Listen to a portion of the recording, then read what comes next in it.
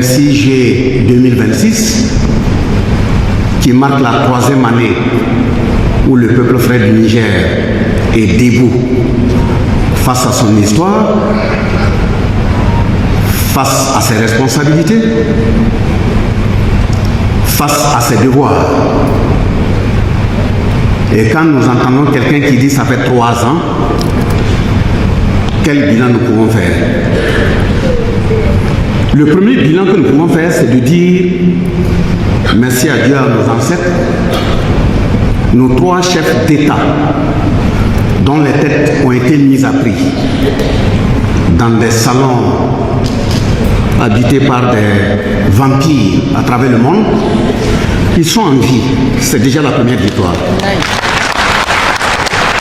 La deuxième victoire, vous avez su le dire, je félicite les frères panélistes qui m'ont devancé, ceux qui n'aiment pas la souveraineté. Je ne parle pas de ceux qui sont de peau blanche. Il y a même parmi nous des frères qui ont le cerveau peint en blanc. Ils sont de teint noir mais le cerveau est en blanc. Ils ont prédit que le Niger n'allait pas tenir plus de 2 semaines. Aujourd'hui, le Niger tient. C'est aussi une grande victoire. 3e victoire, le Mali et le Burkina ont signé un communiqué à l'endroit du monde entier en disant que quiconque allait s'en prendre au Niger, qu'il considère qu'il a fait une déclaration de guerre au Burkina et au Mali. Aujourd'hui, si nous n'avons pas une guerre, j'allais dire envoyée par ces forces, qui ont crié à travers certains présidents en disant qu'ils allaient déployer leurs forces en attente. Au niveau de l'AES, nous n'avons pas de forces en attente. Nous avons des forces en action. Et ces forces en action, au-delà de la force unifiée, justement, il faut aller rendre concret les mots. On a dit, quand on dit force en action, je pense qu'il y a, c'est précisément le 20, j'étais à Bobo, quand notre frère ministre du Commerce m'a contacté et il a dit que son frère du Niger a besoin de moi pour prendre part à un panel et que son Excellence, le général d'armée Tiani, président de la République du Niger, a donné son accord. Je lui ai dit que, sauf décision contraire de son frère et camarade capitaine Ibrahim Traoré, même si c'est à 2 h du matin, et à vélo, moi je vais me rendre au Niger. C'est une façon de montrer au monde entier que nous vivons au-delà des frontières. On n'a pas de frontières. Dès lors qu'on dit l'espace confédéral, c'est un espace, un peuple, un destin. Dès lors que quelque chose se passe à Niamey, considérez que la même chose est vécue à Ouagadougou et à Bamako. C'est comme ça que nous devons agir.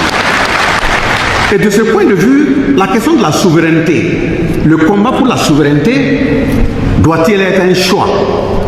Si un Nigérien, un Burkinabé, un Malien venait à dire que se battre pour garder son âme, son identité, c'est un choix, c'est que tu n'es pas en vie. Parce que j'ai dit, il y a 2 façons de mourir. La simple et peut-être la façon la plus souhaitable, c'est d'être enterré sous terre. Mais quand un être humain vit, il se déplace, il mange, il boit, et il n'est pas capable de défendre son identité, son âme, il n'est plus un être humain, il n'est pas en vie. Parce que ce qui caractérise l'être humain, c'est la possession de votre identité, c'est la possession de votre âme. Justement, ceux qui ont intérêt à ce que nous ne soyons pas souverains, ils agissent d'abord sur ce tableau fondamental, qui est de faire en sorte que nous ne soyons pas nous-mêmes. C'est l'arme la plus fatale et la plus destructrice. En faisant en sorte que des Africains vivent sans leur âme. Justement, son Excellence, à travers la télé hier, il a pris des exemples.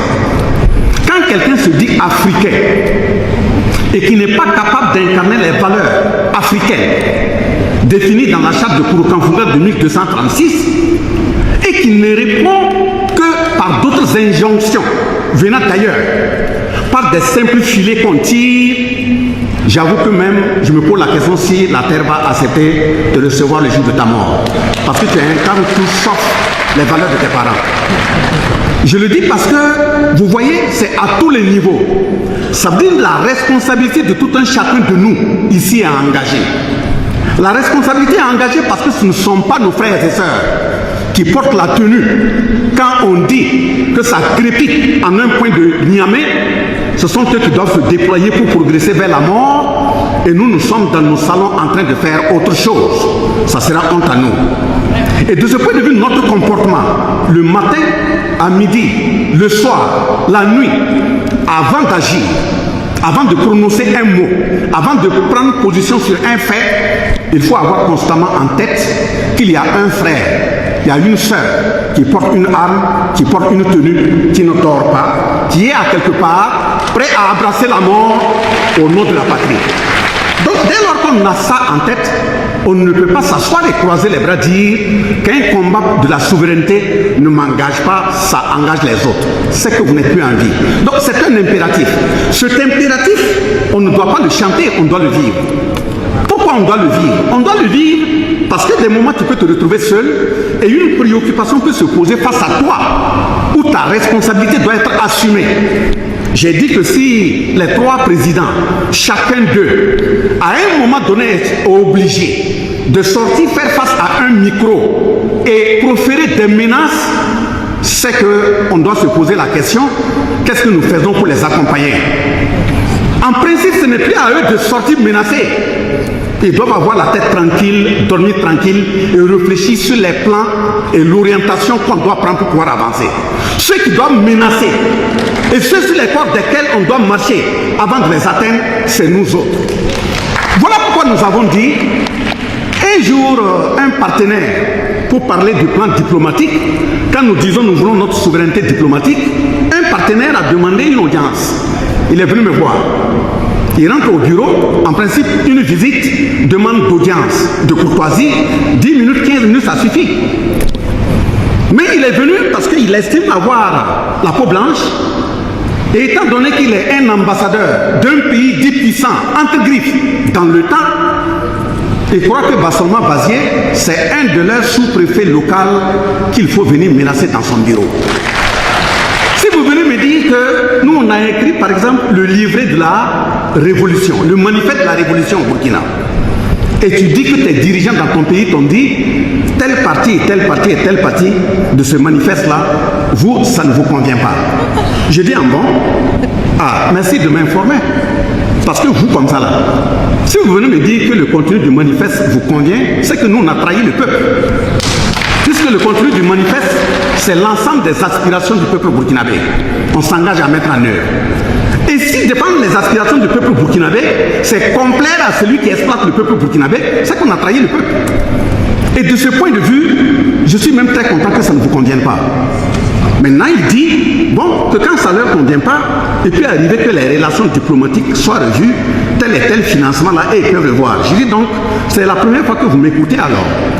J'ai déjà dit que l'orientation que nous avons eu à prendre là, si ça ne plaît pas à un ambassadeur, les frontières ne sont pas fermées. Tu fais ta valise, tu pars.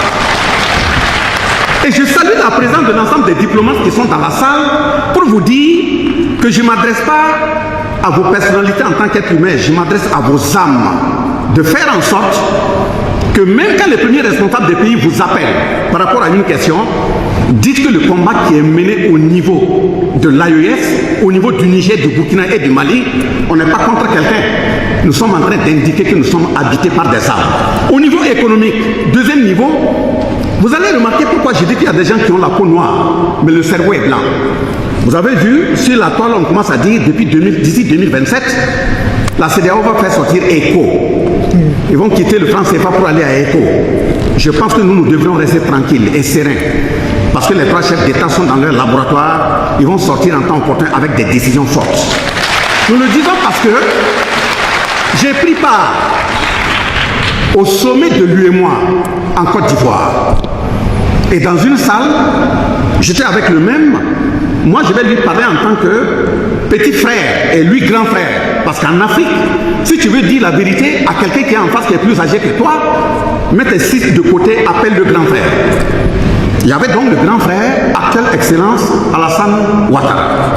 Il y avait Macky Sall. Il y avait Ambalo. Il y avait le Premier ministre Mamadou. Le Premier ministre, vous voyez, le Premier ministre qui était là décembre 2022. Il y avait le dirigeant, le responsable, le gouverneur de la BCAO. Et il y avait également le responsable de la BOAD. Je pense que quand Alassane a pris la parole, c'était comme une forme de huis clos. Moi, j'ai représenté le chef de l'État. Il a dit que la question du franc CFA, son changement là, la question de l'éco, ce n'est pas pour modifier les paramétrages du franc CFA. C'est pour tout simplement changer le nom et permettre aux gens de ne plus parler. Mais justement, quand quelqu'un fait ça, c'est une trahison à l'endroit de l'ensemble des peuples de l'Afrique. En le faisant ainsi, aujourd'hui, mais si vous qui avez été nourris avec l'eau, la matière, la nourriture qui vient de la terre africaine, tu te permets d'agir pour contenter ceux qui ont exploité nos grands-parents, nos aïeux, et tu veux continuer à les accompagner pour exploiter la même Afrique, un jour viendra, même nos ancêtres vont vous répondre. En entendant qu'eux, ils viennent vous répondre, les peuples sont unis, mobilisés pour montrer qu'on est un. Voilà pourquoi il faut féliciter le peuple ivoirien. Il faut le féliciter parce que dans sa majorité, le peuple est d'accord avec ce qui se passe au niveau de l'AES et ils sont solidaires. Ne regardez pas quelqu'un qui a faim, on lui donne 1000 francs, 2000 francs, il va mélanger du haricot avec certains comprimés, il prend et puis il parle au hasard. Nous, on ne regarde pas ces gens. Les peuples sont d'accord avec ce qui se passe dans l'espace confédéral. Le troisième niveau, c'est la question de la sécurité. Et je vais terminer par là, parce qu'on m'a fait une bonification de 15 minutes. La question de la sécurité, je dis, je répète, que l'ensemble de nos frères et sœurs qui sont en front, et c'est un appel que je lance à nos trois excellences, que quand vous partez de l'autre côté des océans, tous ceux qui sont dans la rue, c'est des gens qui ont été initiés aux armes. Mais justement, la formation militaire, défendre notre patrie, défendre notre espace confédéral, ne doit pas être une question seulement portée par nos frères qui portent la tenue. Il faut qu'on commence à partir de la maternelle. Dès lors que l'enfant commence à mettre pied à l'école, qu'on lui dresse le drapeau, on lui indique que représente le drapeau nigérien, quelles sont les valeurs à défendre. Je le dis parce que vous voyez des frères qui quittent le Niger, qui vont aux États-Unis, qui vont en France, qui vont en Espagne, qui vont en Allemagne. Quand l'enfant naît là-bas, il prend la nationalité de ce pays. Quand il va à l'école, ce qu'on lui indique, c'est comment défendre les valeurs du pays dont il porte la nationalité. J'ai vu des frères, je suis passé chez des frères, où l'enfant quitte l'école américaine, il arrive à la maison, son papa veut lui parler de l'Afrique, il dit lui il n'est pas un Africain, il est un Américain. Ça existe. Donc quand on prend un frère noir, nigérien, qui est au niveau des États-Unis, et on dit qu'on l'a nommé ambassadeur au Bénin, et on croit que c'est un Nigérien qu'on a amené au Bénin, et on doit baisser la garde, c'est que nous sommes en train de dormir. Il faut se réveiller. Si on l'a envoyé, c'est pour venir défendre des valeurs. Ce n'est pas nous qui les venons défendre. Et donc, de ce point de vue, la sécurité doit commencer depuis la maternelle. Et justement, c'est un appel que je lance pour terminer. À l'endroit de nos trois chefs d'État, les peuples sont solidaires derrière eux. Nous devons faire en sorte à renforcer cette solidarité pour qu'eux puissent véritablement avoir la tête libre et claire pour dessiner vers là où nous partons. Maintenant, nous qui sommes appelés à leur côté pour les accompagner, nommés aux différentes articulations de l'État pour les accompagner, nous devions prendre l'engagement de notre terre, de nos ancêtres, d'être dignes, d'être loyal, d'être correct, d'être honnête, d'être patriote autour d'eux. Il ne faudrait pas qu'ils nous envoient en mission et dès lors là où ils ne sont pas là, au lieu de regarder la mission dans laquelle ils nous ont envoyés, nous sommes là avec des calculettes, avec des gens qu'on ne connaît pas pour faire autre chose.